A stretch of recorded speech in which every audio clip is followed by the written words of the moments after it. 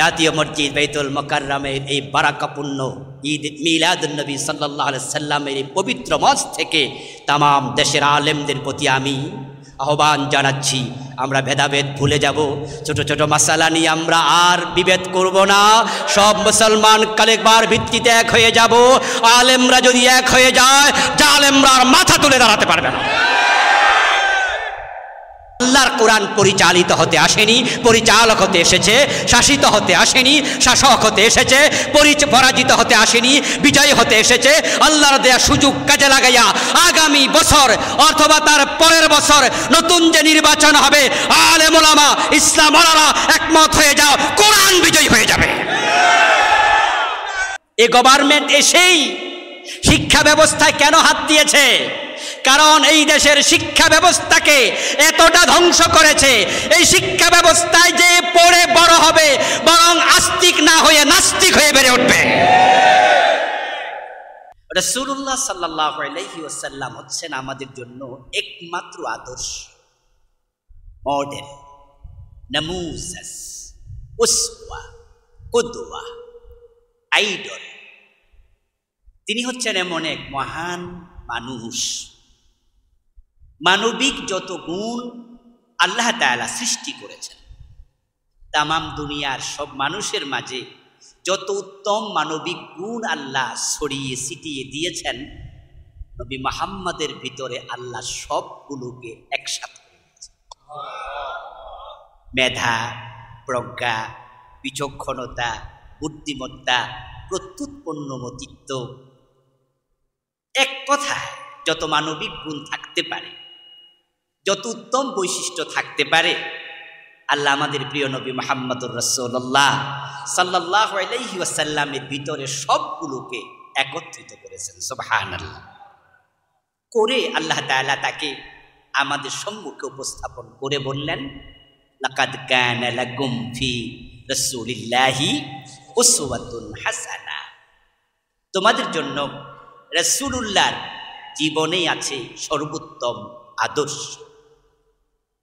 প্রিয় নবীকে সামনে রেখে আল্লাহ তাআলা আমাদেরকে বললেন যে আতিউল্লাহ ওয়া আতিউর রাসূল, তোমরা আল্লাহর আনুগত্য করো এবং এই রাসূলের আনুগত্য করো।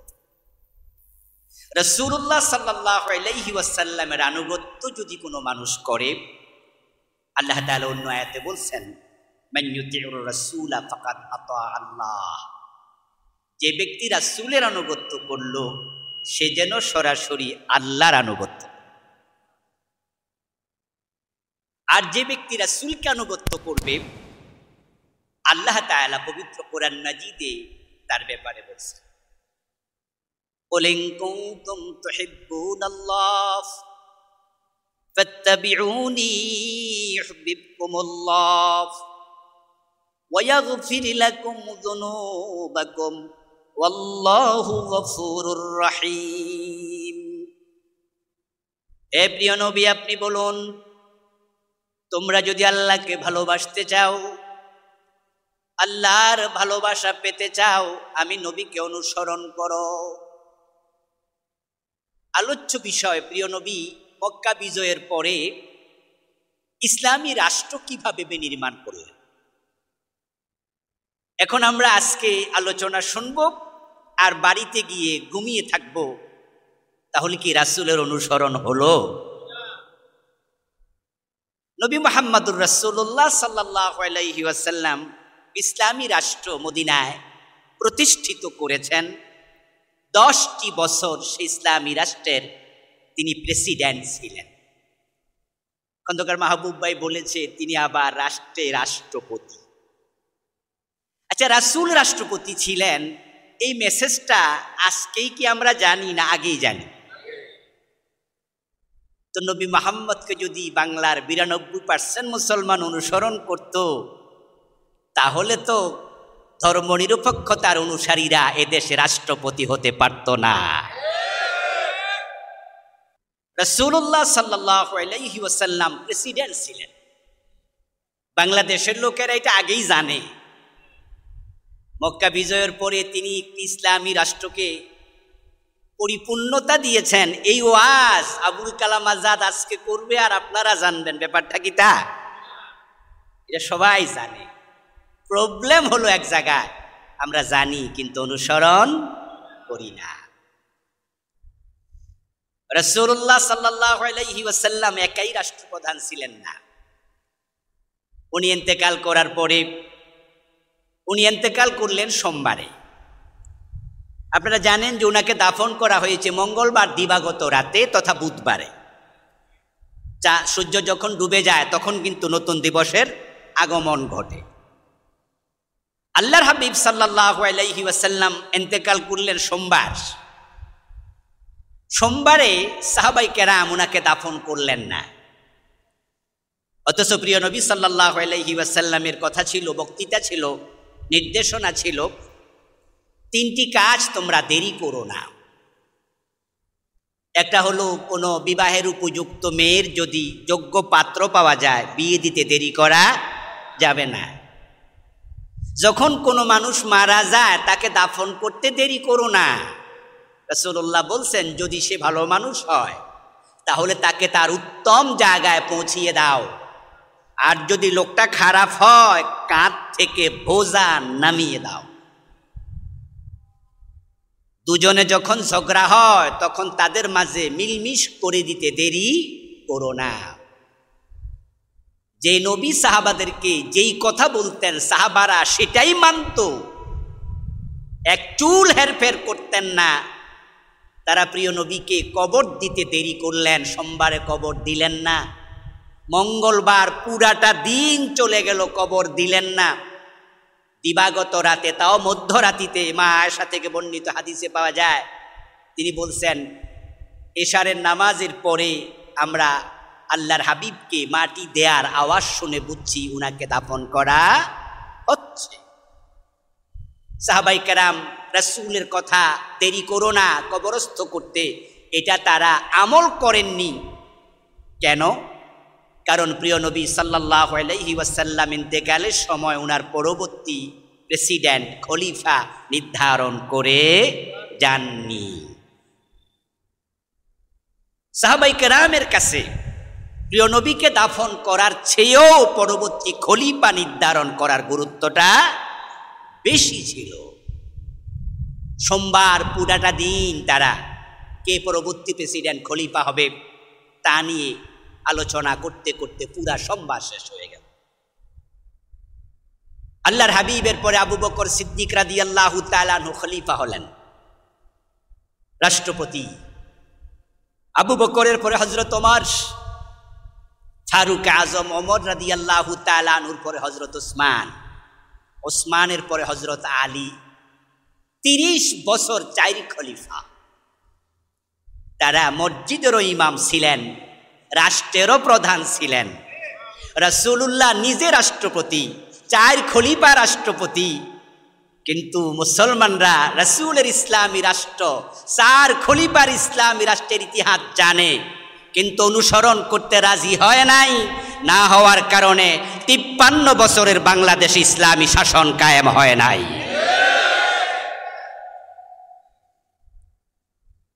যে সাবজেক্ট আমাকে দেয়া হলো, এই সাবজেক্ট হচ্ছে প্রিয় নবীর অনুসরণের সাবজেক্ট। আমার প্রিয় ভাইরা, রাসূলুল্লাহ সাল্লাল্লাহু আলাইহি ওয়াসাল্লামকে অনুসরণ করা আমাদের জন্য নফল না ফরজ? ফরজে কিফায়া না ফরজে আইন? আল্লাহর হাবিব সাল্লাল্লাহু আলাইহি ওয়াসাল্লামকে অনুসরণ না করলে উম্মত হওয়া যাবে না। আল্লাহর জান্নাত পাওয়া এবং না পাওয়া ডিপেন্ড করবে, নির্ভর করবে রাসূলুল্লাহর আনুগত্যের উপরেই। قال النبي صلى الله عليه وسلم من أحب سنتي فقد أحبني ومن أحبني كان معي في الجنة।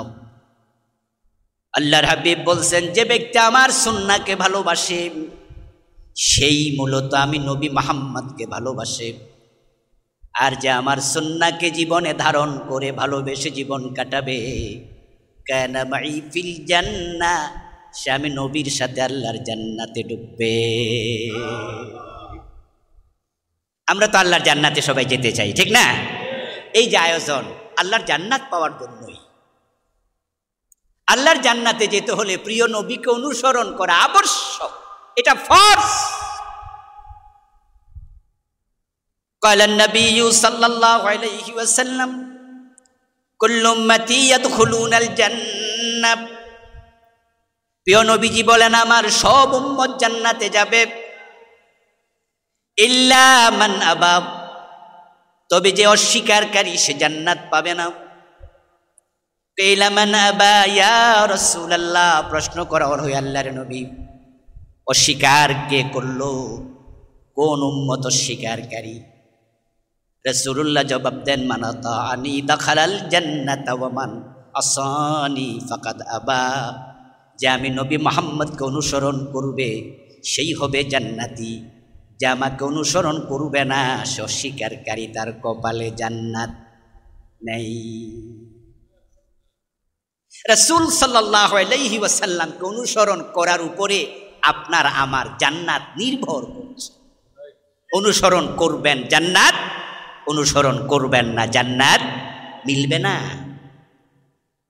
দাবি করলেই হবে না আমি উম্মত, দাবি করলেই হবে না আমি আহলে সুন্নাত আল জামাতের লোক, দাবি করলেই হবে না আমি আশিক রাসূল, দাবি করলেই হবে না আমি সুন্নি।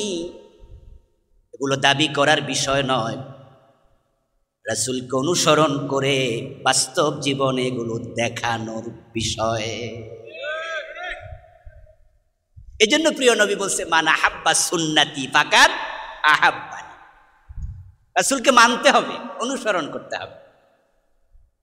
মনে মনে কেউ কেউ আবার ভাববেন যাক তাহলে তো আমি রাসূলের সাথে জান্নাতে যাওয়ার মোটামুটি একটা ব্যবস্থা হইছে, কারণ আমি তো দাড়ি রাখছি, রাসূলের দাড়ি ছিল আমারও দাড়ি আছে, রাসূল টুপি মাথায় দিতেন আমিও টুপি মাথায় দিই, রাসূল সাল্লাল্লাহু আলাইহি সাল্লাম ডান পা দিয়ে মসজিদে ঢুকতেন আমিও তো ঢুকি, উনি বুকে হাত বাঁধতেন অথবা নাবির নিচে আমিও তো বাঁধি নামাজে, তো সুন্নাহ তো আমার ভিতরে আছে, পাঞ্জাবি টুপি পাগড়ি পায়জামা অনেক সুন্নাহ আমি মানি, তাহলে তো রাসূলের সাথে জান্নাতে আমি ঢুকবো।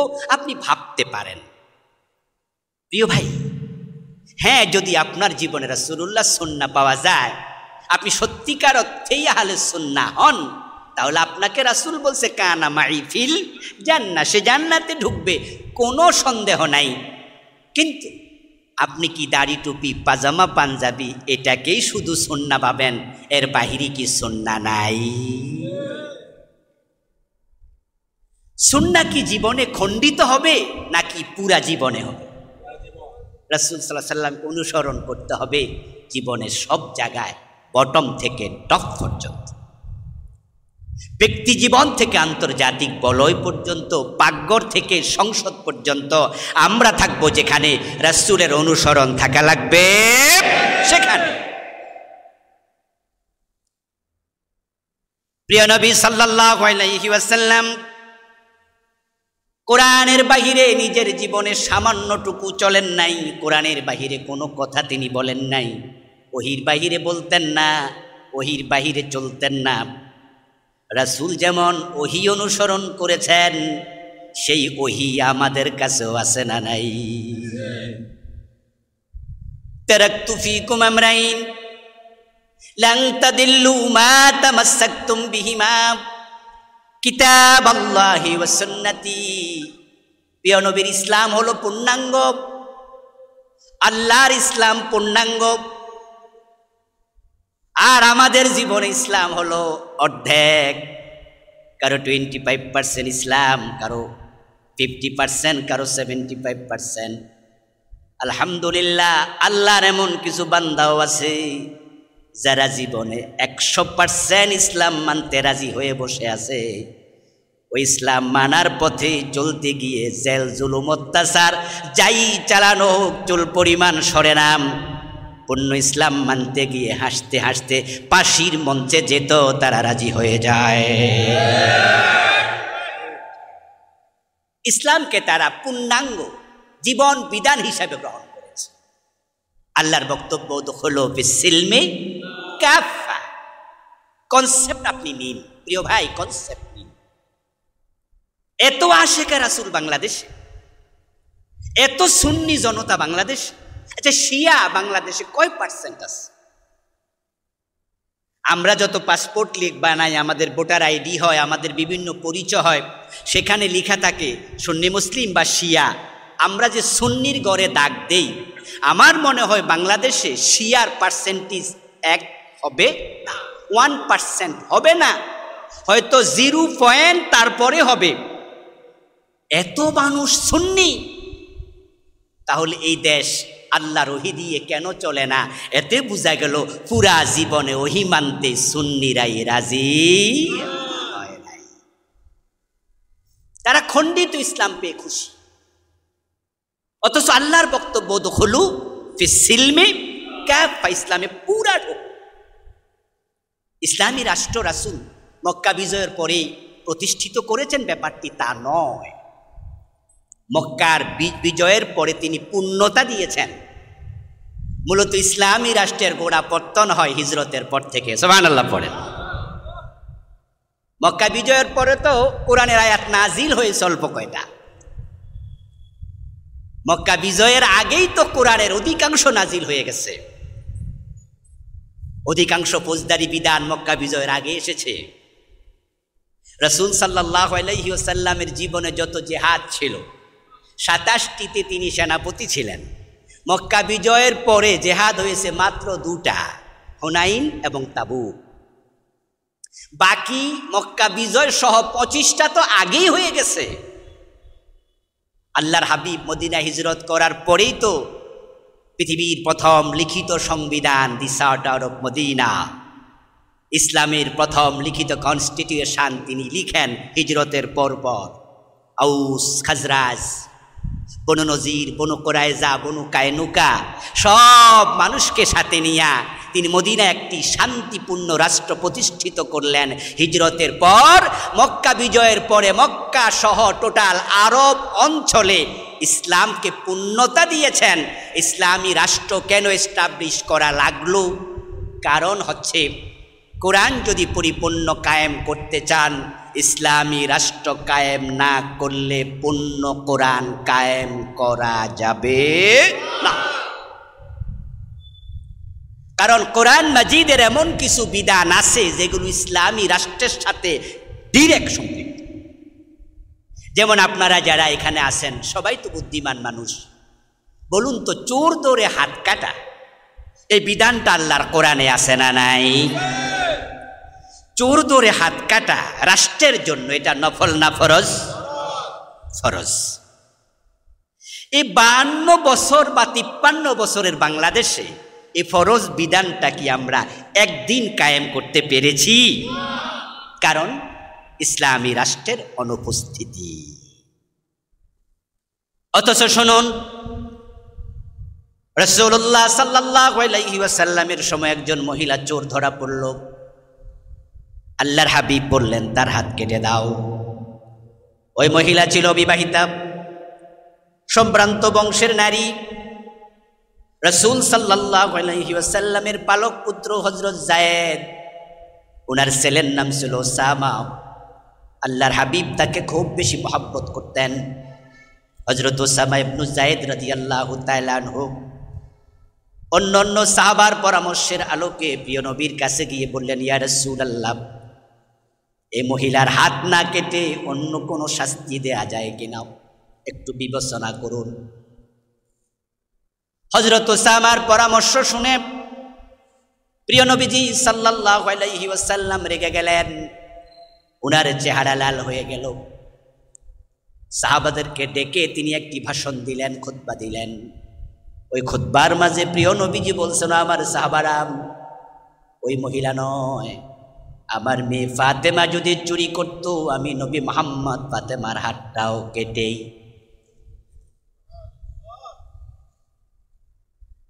লাওয়ান্না ফাতেমাতা বিনতা মুহাম্মাদিন সারাকাত আন্না মুহাম্মাদান লা ইয়াকতাউ ইয়াদাহা। এই মহিলা নয়, যদি মুহাম্মাদের মেয়ে ফাতেমা চুরি করে, আমি ফাতেমার হাতও কেটেই দেব। কারণটা কি? কারণ হলো চোর ধরে হাত কাটার বিধানটা দিয়েছেন কে? আল্লাহর বিধান মানা আমাদের জন্য নফল না ফরজ? আল্লাহর বিধান না মানলে আখেরাতে জবাবদিহিতার সম্ভাবনা আছে না নাই?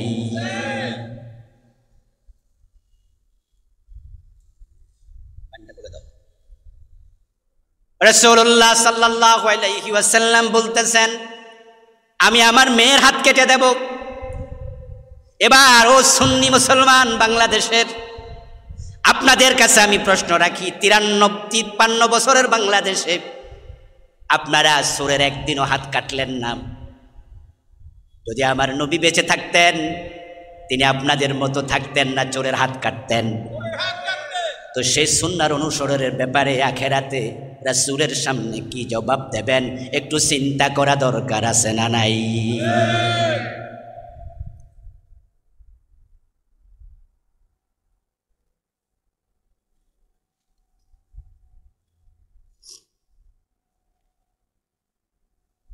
আজকে আমার ওয়াজ শুনবেন, আগামীকাল যদি আপনার ঘরে চোর ঢোকে তাহলে আপনি চোর ধরে হাত কেটে দেবেন? এ সুযোগ আছে? কারণ ইসলামের ফৌজদারি বিধানগুলো ব্যক্তি কায়েম করবে না, এটা রাষ্ট্রের সাথে সম্পৃক্ত। রাসূল ছিলেন রাষ্ট্রপ্রধান, তাহলে চোর ধরে হাত কাটার জন্য রাসূলের মতো এমন আদর্শের রাষ্ট্রপ্রধান বাংলাদেশে দরকার আছে না? 53 বছরে এটা করলেন না। বাইতুল মুকাররম জাতীয় মসজিদের খতিব যদি, ইমাম যদি আগামীকালকে নামাজ পড়ায় টুপি ছাড়া, উনি টুপি ছাড়া এক ওয়াক্ত নামাজ পড়ায় ফেলছে, এটা নিয়ে ফেসবুকে জ্বর ওঠার সম্ভাবনা আছে না নাই?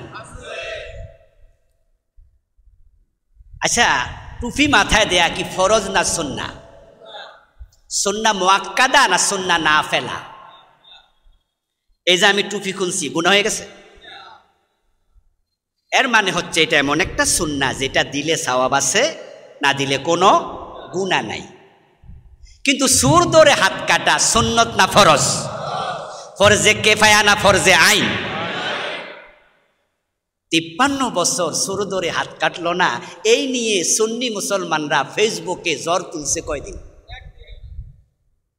আজীব মুসলমান,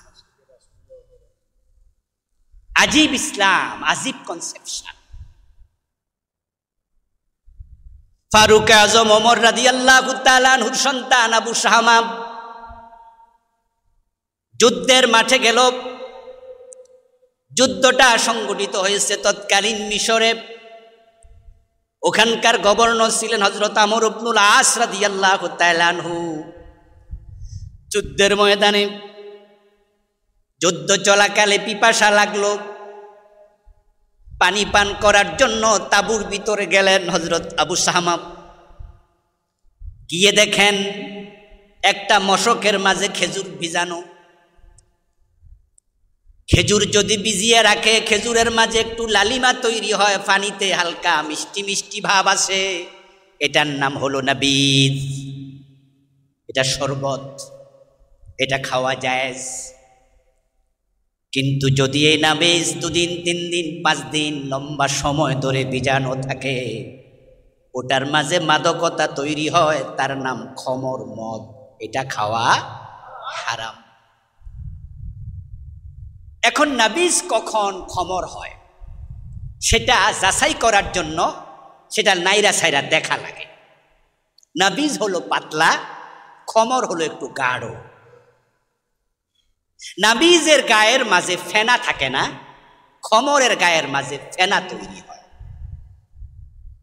যখন নাবিজ ভিজায়া রাখে, হাত্তা কালা ওয়াশতাদ্দা ফাসারা খামরা শারবুহু হারাম ওয়ালাউ কানা কাতরা। যখন জোশ আসে, ফেনা তৈরি হয়, গাঢ় হয়ে যায়, তার মাঝে মাদকতা তৈরি হয়, তখন তা পান করা হারাম, 1 ফোঁটাও পান করা যাবে না। আবু শাহামা পিপাসিত হয়ে তাঁবুতে ঢুকে ওই নাড়াচাড়া দেবেন, একটু দেখবেন সে সময় কম, যুদ্ধ চলছে তো, তাই নবীজ মনে করে তাড়াহুড়া করে ডকডক করে পান করলেন। মদ পান করার পরে না বিষ তো না, এটা খমর হয়ে গিয়েছে, তিনি টের পান নাই। কিন্তু মদের ক্রিয়া, উনি মাতলামি শুরু করে দিলেন। যখন তিনি মাতলামি করলেন, সতীর্থরা দেখলো ইন্না লিল্লাহ ইন্না লিল্লাহ, ওমরের ছেলে যুদ্ধের ময়দানে মদ পান করে মাতলামি করে, কাজটাকে সমালোচনা শুরু হল। সমালোচনা শুরু হল। উনি যখন জ্ঞান ফিরে আসলো, হুঁশ ফিরে আসলো, তখন তিনি বন্ধু বান্ধব সতীর্থদের থেকে শুনতে পেলেন যে উনি মদ খাইছে। উনি তখন বললেন, আমি তো মদ পান করিনি, আমি তো নবীজ ভেবে পান করেছিলাম, কিন্তু যা হওয়ার তা তো হয়ে গেল, এটা তো নবীজ নয়, এটা তো মদ। এখন মদ পান করার ব্যাপারে ইসলামে নির্ধারিত একটি শাস্তি আছে না নাই? এটা কি রাসূল নিজে বানাইছে না আল্লাহর বিধান?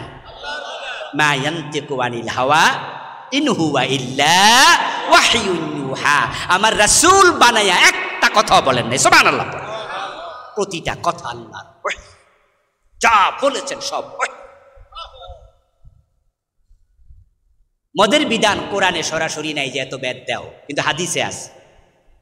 হাদিস ও ওহী, এটার নাম ওহীয়ে গায়রে মাতলু, এটা ওহী।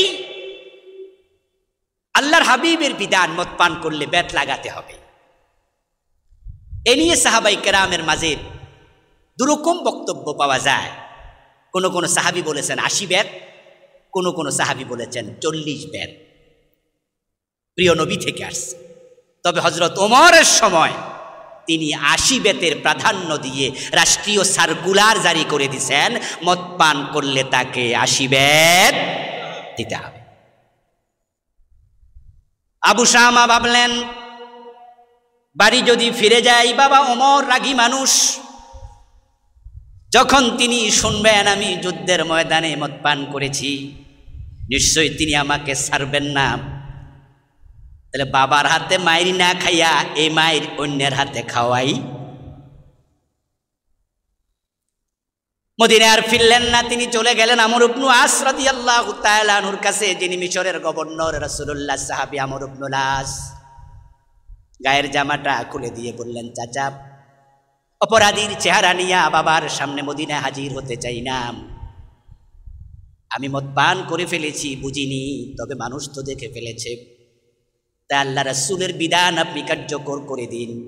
আমর ইবনে আস রাদিয়াল্লাহু তাআলা আনহু আবু শাহমাকে 80 বেত দিলেন, হাত পিঠে নিলেন।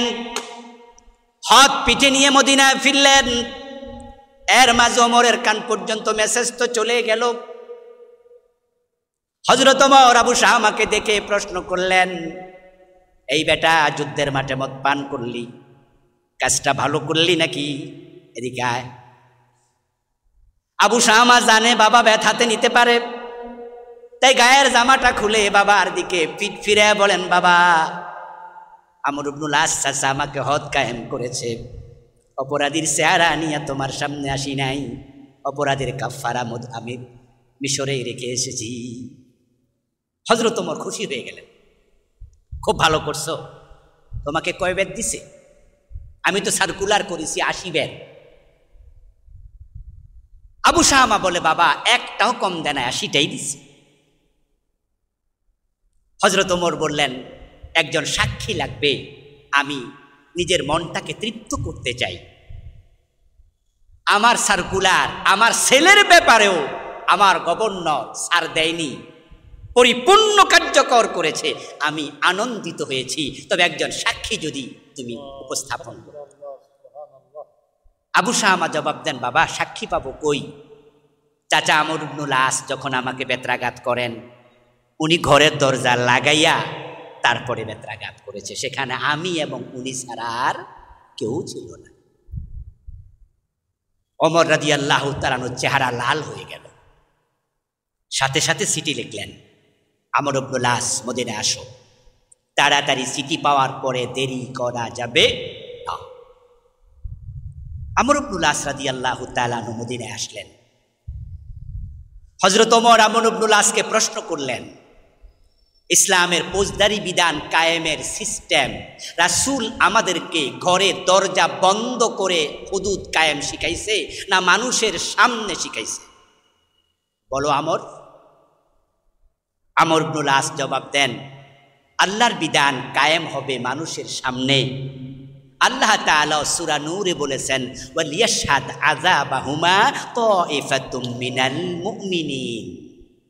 জেনাকারী তাদেরকে যখন শাস্তি দেবেন, ও নবী মুহাম্মদ, একদল মুমিন সেখানে যেন উপস্থিত।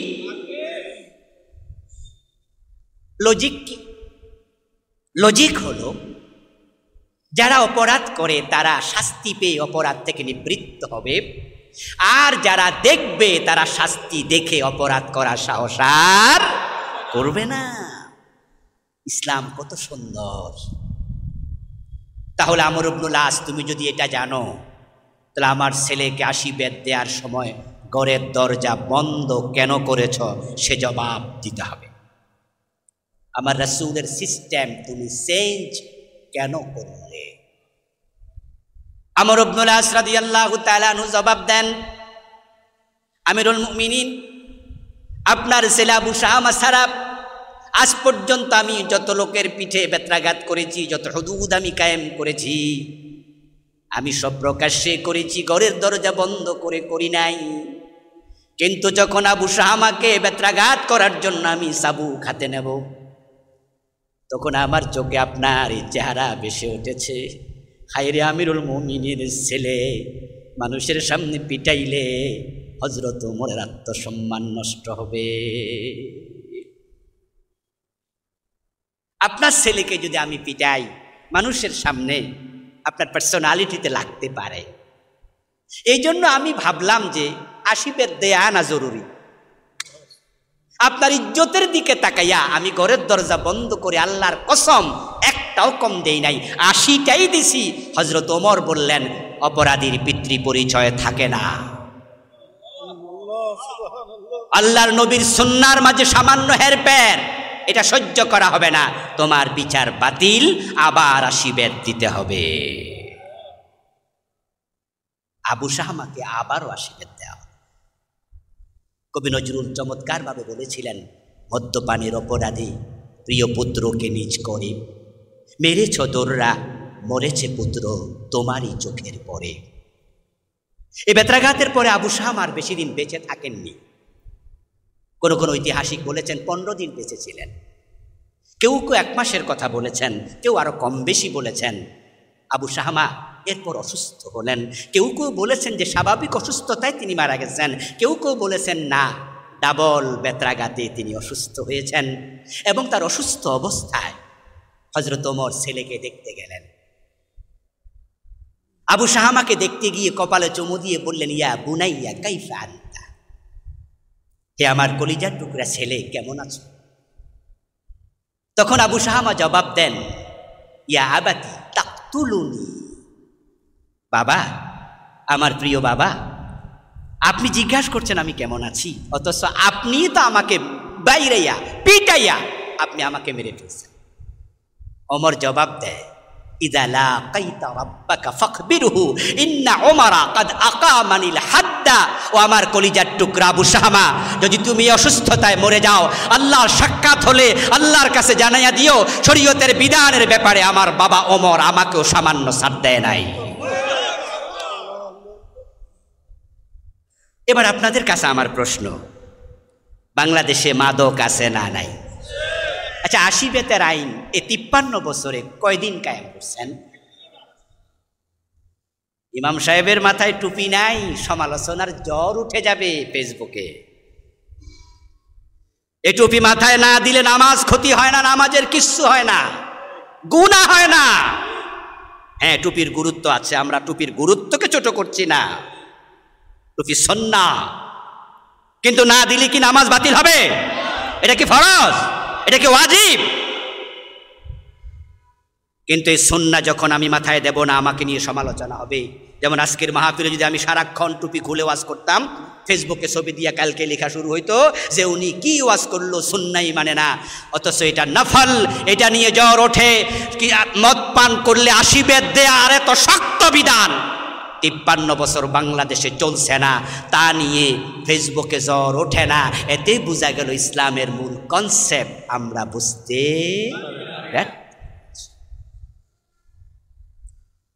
অথচ রাসূলুল্লাহ সাল্লাল্লাহু আলাইহি ওয়াসাল্লামের পৃথিবীতে আগমনের লক্ষ্যই ছিল ইসলামের বিজয়। মক্কা বিজয়ের মাধ্যমে প্রিয় নবী দ্বীনের বিজয় করলেন। তাবুক বিজয়ের মাধ্যমে তামাম পৃথিবীর অর্ধেক পর্যন্ত ইসলাম পৌঁছে গেল। আপনারা জানেন যে তাবুকের যুদ্ধ হয়েছিল রোমক সম্রাটের সাথে। তৎকালীন পৃথিবীর সবচেয়ে ক্ষমতাধর দুটা শক্তি, একটা ছিল রোম আর একটা ছিল পারস্য। রোমকরা তাবুকের যুদ্ধে আসতে সাহসী করেনি। হযরত ওমর রাদিয়াল্লাহু তাআলা আনহুর সময় এ পারস্য এবং রোম সবটা বিজয়ী হয়েছে। প্রিয় নবীর সে বিজয়ের সূচনা করেছেন। আমার রাসূল ইসলামের বিজয় করে গেলেন এবং তিনি চমৎকারভাবে বললেন, ইন্নাল ইসলাম ইয়ালু লা ইউলাব। ইসলাম এসেছে বিজয়ী হওয়ার জন্য, ইসলাম পরাজিত হতে আসে নাই। আল ইসলামু ইয়ালু লা ইউলা, কালিমাতুল্লাহ হিয়াল উলিয়া। ইসলাম আসছে বিজয়ী হওয়ার জন্য, ইসলাম পরাজিত হতে আসেনি। আমার আলোচনা যারা শুনছেন দয়া করে প্রত্যেকটা ভাই যদি বুঝেন আপনি জবাব দেন, ভুল হইল অসুবিধা নাই, মুখটা একটু কাজে লাগান। 53 বছর ধরে বাংলাদেশে 92% মুসলমান আমরা বসবাস করছি। বলুন তো এ 53 বছরের বাংলাদেশে ইসলাম কি বিজয়ী অবস্থায় আছে না পরাজিত? এদেশের সংসদে ইসলাম নাই, গণভবনে ইসলাম নাই, বঙ্গভবনে ইসলাম নাই, সচিবালয় ইসলাম নাই, মন্ত্রণালয় ইসলাম নাই, শিক্ষা ব্যবস্থা ইসলাম নাই, সংস্কৃতিতে ইসলাম নাই। অথচ ইসলাম সব জায়গায় থাকা লাগবে, ঠিক কিনা?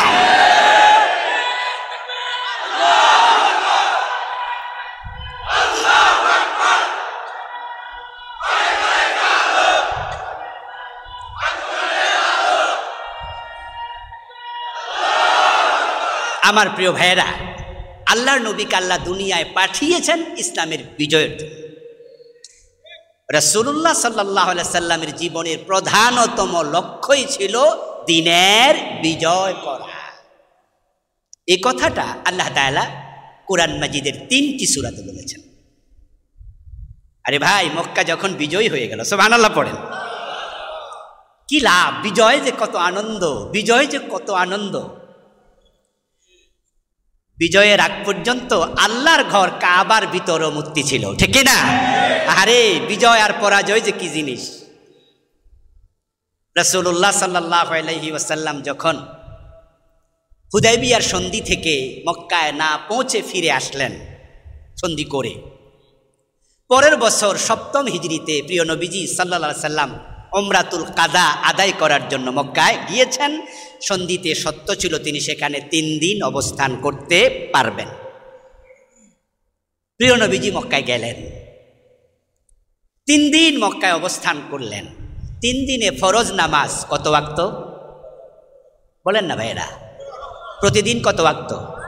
3 দিনে কয় ওয়াক্ত? 15 ওয়াক্ত নামাজ কি রাসূল পড়েছেন না পড়েন নাই? নামাজ পড়ার সময় চেহারা ফিরাইতে হয় কোন দিকে?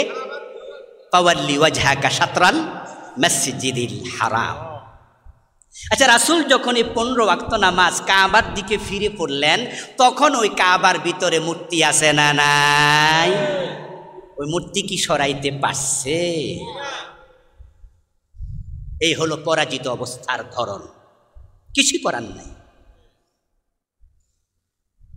360টা মূর্তি কাবার ভিতরে শুধু ছিল না, ভিতরে বাহিরে সাফা মারওয়া পাহাড় মিলাইয়া সব সহ 360। কিছু মূর্তি ছিল বাহিরে। আল্লাহর হাবিব যখন আল্লাহকে সেজদা করছেন তখনও তার চোখের সামনে মূর্তি ছিল, কারণ ইসলাম ছিল 7ম হিজরিত পরাজিত। কিন্তু পরের বছর যখন আল্লাহ ইসলামকে মক্কা বিজয়ের মাধ্যমে মক্কায় ঢুকাইয়া দিলেন, বিজয়ী হয়ে গেল, মক্কার সে 360 মূর্তি ছিল না? ছিল না। জাআল হাক্কু ওয়া যাহাকাল বাতিল ইন্নাল বাতিলা কানা যাহুকা। রাসূলুল্লাহ সাল্লাল্লাহু আলাইহি ওয়াসাল্লাম হাতে একটি লাঠি নিয়ে কাবার ভিতরে তিনি ঢুকলেন। ঢুকে তিনি ওই লাঠি দিয়ে মূর্তির মাথায় আঘাত করলেন, গলায় লাগায়া হাতের লাঠি ধাক্কা দিলেন, টান দিলেন, মূর্তিগুলা উপর হয়ে পড়ল।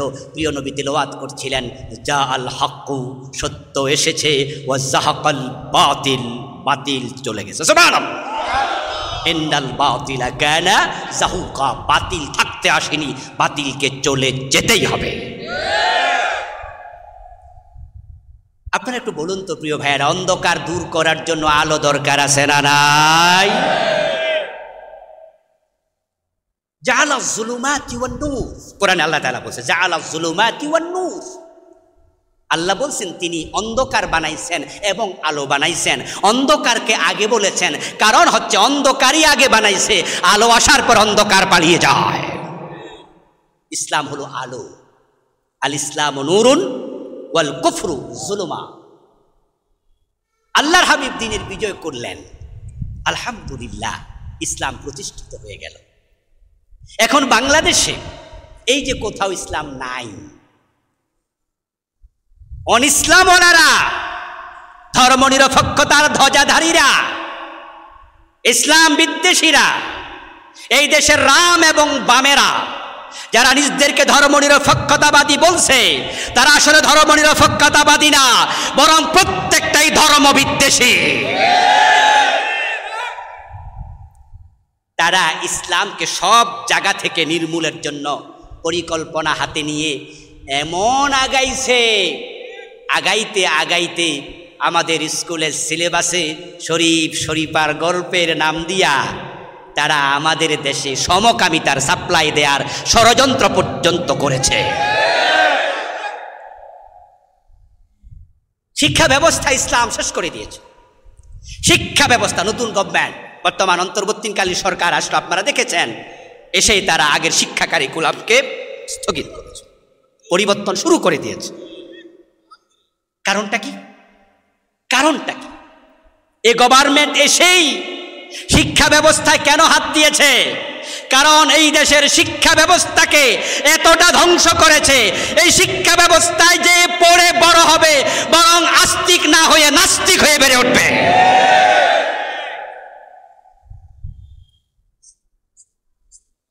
প্রিয় ভাই, কথা বলতে গেলে ভুলা যায় আর কি। বলেছি শুরুতেই যে আগের প্লেবার দিতে পারবো না, আমরা আলোচনা কম করব। আমরা কনসেপ্ট নিয়ে বাড়ি যেতে চাই। ও তো হলো ফিসিলমে কাফা। আচ্ছা, এই অর্ডারটা কি আমার না আল্লাহর? আমরা কেউ বানাইয়া বলছি? তাহলে আপনি ইসলাম যে অর্ধেক ঢুকলেন, আপনি বলছেন যে আমি কোরআন মানি, তবে কোরআনেও সামান্য সামান্য ঝামেলা আছে, বেশি নাই, নাউজুবিল্লাহ, আর সহি হাদিসগুলা মানি। বক্তৃতা দিচ্ছে একজন নেতা, যে উনি বলছেন উনি সহি হাদিসগুলো মানেন, হাদিসে নাকি ঝামেলা আছে। আচ্ছা, হাদিসে ঝামেলা আছে, মাউদু আছে, জয়ীফ আছে, কোরআনেও নাকি সামান্য আছে, আস্তাগফিরুল্লাহ। অথচ লা রাইবা ফি, কোরআনে কোনো সন্দেহ। আচ্ছা, হয়তো উনি ভুলে বলেছে, মাফ করে দিলাম, স্লিপ অফ টাইম।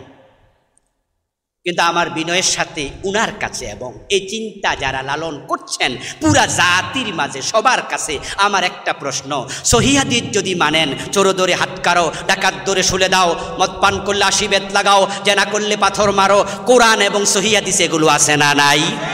তো সহি হাদিস মানলে 53 বছরে এগুলো কই? আসলে আমরা সুবিধাবাদী, আমরা ইসলাম মানি ততক্ষণ, সুবিধা আছে যতক্ষণ। মসজিদে ঢুকবেন ডান পা দিয়ে, কারো আপত্তি নেই, বাম পা দিয়ে বের হবেন, কারো আপত্তি নেই। ইসলাম আপনি মানছেন আংশিক, টুপিদারি পাজামা পাঞ্জাবি, কোন আপত্তি নেই। কিন্তু যখনই পূর্ণাঙ্গ ইসলামের কথা ওঠে তখন চালাক মানুষেরা বোঝে একটু ঝামেলা আছে। মসজিদ আল্লাহর আইনে চলুক, কোনো অসুবিধা নাই, কিন্তু রাষ্ট্র যদি আল্লাহর আইনে চলে তাহলে তো আমার সিনেমা হলটা থাকবে। আচ্ছা আপনারাই বলুন তো, জুমার দিন সিনেমা হলের মালিক যারা, তারা কি মসজিদে যায় না? তো ওরা যখন ওয়াজ শোনে মসজিদ আল্লাহর আইনে চলিতেই হইবে, তখন তারাও কয় জি। যখন বলে দেশটাও, তখন কয়, কারণ তার সিনেমা হলে ঝামেলা হবে। মসজিদ আল্লাহর আইনে চলবে, জি। দেশ আল্লাহর আইনে চলবে, তখন যারা সুদী ব্যাংকের মালিক আছে তারা ভাবে আল্লাহর আইন রাষ্ট্রে কায়েম হলে তো সুদী ব্যাংক আর থাকবে না, তখন তার মুখ বেজার হয়ে যায়।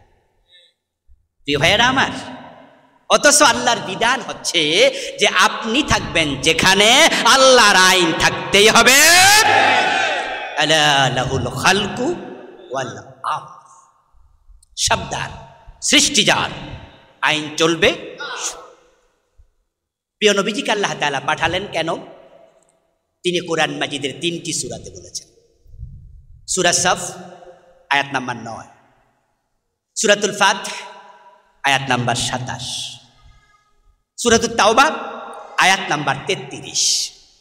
3টি সূরাতে ভিন্ন 3টি আয়াতে আল্লাহ তাআলা একই কথা 3 বার বলেছেন। হুয়াল্লাযী আরসালা রাসূলাহু বিল হুদা ওয়া দীনিল হক লিইয়ুযহিরাহু আলাদ দীনি কুল্লি। তিনি আল্লাহ, যিনি তার রাসূলকে কোরআন এবং ইসলাম নিয়ে পাঠিয়েছেন।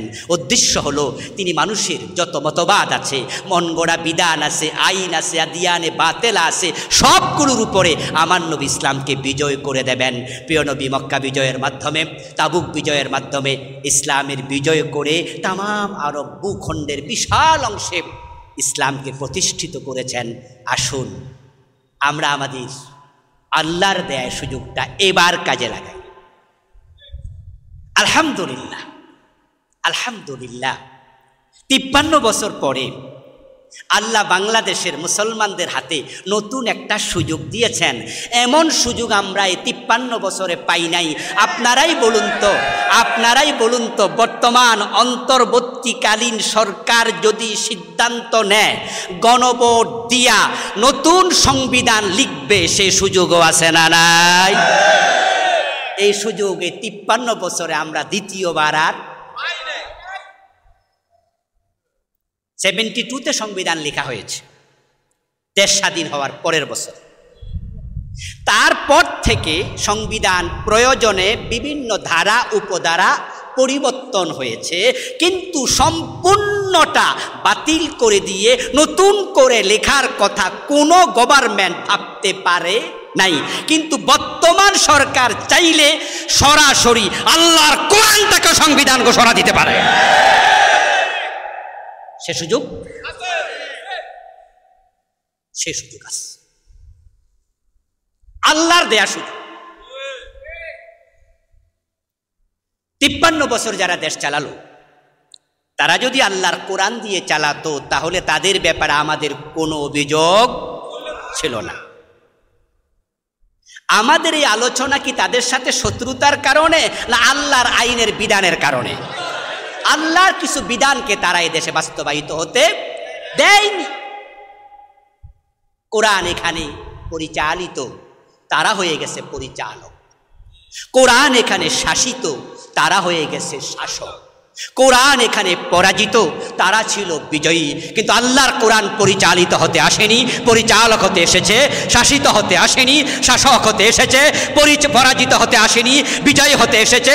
আল্লাহর দেয়া সুযোগ কাজে লাগাইয়া আগামী বছর অথবা তার পরের বছর নতুন যে নির্বাচন হবে, আলেম ওলামা ইসলাম ওলামা একমত হয়ে যাও, কোরআন বিজয়ী হয়ে যাবে।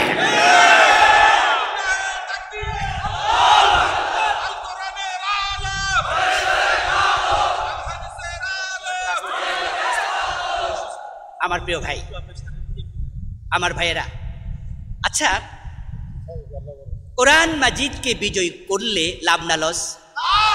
আচ্ছা কার কার লস আছে হাত তোলা দেন তো। আমি আবার বলছি, একটু বুঝবেন। কোরআন যদি এই দেশে বিজয়ী হয়ে যায়, লাভ না লস? এখানে আমাদের কারো লস আছে? আচ্ছা যদি লস না থাকে তাহলে বিজয়ের ব্যাপারে আপনি ভূমিকা কেন রাখেন? আচ্ছা আপনারা একটু বলুন তো, কোরআন যদি এই দেশে কায়েম হয় রাষ্ট্রীয় সম্পদ কি লুট হবে না আমানত হেফাজত হবে? চুরি ডাকাতি চলবে না বন্ধ হবে? অনাচার ব্যভিচার চলবে না বন্ধ হবে? রাতের আধারে গভীর রজনীতে সুন্দরী নারী তার গলায় স্বর্ণের নেকলেস পরে বাবার বাড়ি থেকে শ্বশুর বাড়ি একা একা যাবে, রাস্তায় আল্লাহ ছাড়া কারো অন্তরে আর অন্য কোনো ভয় থাকবে? আল্লাহর বিধান এত চমৎকার। আপনার লক্ষ টাকা আপনার মানিব্যাগে, আপনার হাতে থাকবে, বুক পকেটে, মানুষ দেখবে 1000 টাকার নোট আপনার পকেটে, ভয় থাকবে না। অফিসে যাওয়ার পরে কেউ আপনার ফাইল আটকাইয়া ঘোষ চাইবে না, আপনাকে সুদ দেয়া লাগবে না। ইসলামী রাষ্ট্র, কল্যাণ রাষ্ট্র প্রতিষ্ঠা যখন করবে, কর্জে হাসানার সিস্টেম চালু হয়ে যাবে। প্রয়োজন কর্জে হাসানা। আমরা দেখেছি ইসলাম বিজয়ের পরে কি হয়েছিল, যে জাহিলিয়াতের যুগে বাবা নিজের মেয়েটাকে নিজ হাতে কবর দিত, মানুষ মানুষের সাথে হানাহানি কাটাকাটি কথায় কথায় লিপ্ত হতো। ওই দেশে দেখি হযরত ওমরের জমানায় গাছতলায় অদ্য দুনিয়ার সম্রাট ওমর ঘুমায়া থাকে, বডিগার্ডের প্রয়োজন। যে দেশের মানুষ না খেয়ে থাকতো 2 দিন 3 দিন, কত সাহাবা পেটের মাঝে পাথর বেঁধেছে, এমন হাদিসও। কিন্তু ওমর ফারুকের জামানায় আমরা দেখেছি জাকাত বিভাগের কর্মচারী কাদের মাঝে জাকাতের টাকা নিয়ে হাঁটে, জাকাত খাওয়ার লোক। এই জন্য আসুন প্রিয় ভাইয়েরা, এবার আল্লাহর দেয়া সুযোগটা কাজে লাগাতে হবে।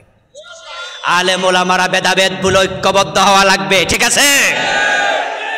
জাতীয় মসজিদ বাইতুল মুকাররমের এই বারাকাপূর্ণ ঈদ মিলাদুন নবী সাল্লাল্লাহু আলাইহি সাল্লামের এই পবিত্র মঞ্চ থেকে তাম দেশের আলেমদের প্রতি আমি আহ্বান জানাচ্ছি, আমরা ভেদাভেদ ভুলে যাব।